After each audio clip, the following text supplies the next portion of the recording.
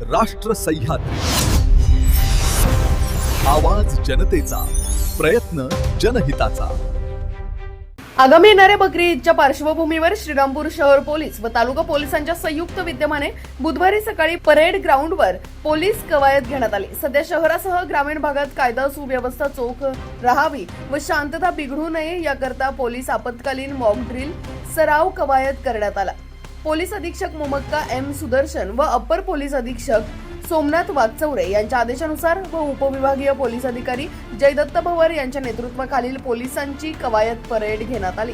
या कवायती दरम्यान दंगा नियंत्रण पथकाने निर्माण होणाऱ्या पोलीस यंत्रणेचा जलद गतीने प्रतिसाद कसा मिळू शकतो याबाबत थेट प्रात्यक्षिके सादरीकरण करून दाखवले। या प्रसंगी पोलीस निरीक्षक नितीन देशमुख म्हणाले की सोशल मीडियावरील नागरिकांनी अफवांवर विश्वास ठेवू नये, शहराची शांतता अबाधित ठेवा, नागरिकांनी सहकार्य करावे असे देशमुख यांनी आवाहन केले। यावेळी पोलीस निरीक्षक अरुण धनवटे, पोलीस पथकातील कर्मचारी उपस्थित होते।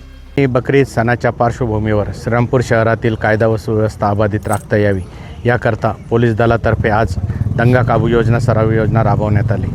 श्रीरामपूर उपविभागाचे उपविभागीय पोलीस अधिकारी श्री भवर साहेब यांच्या नेतृत्वामध्ये सदर सराव करण्यात आला।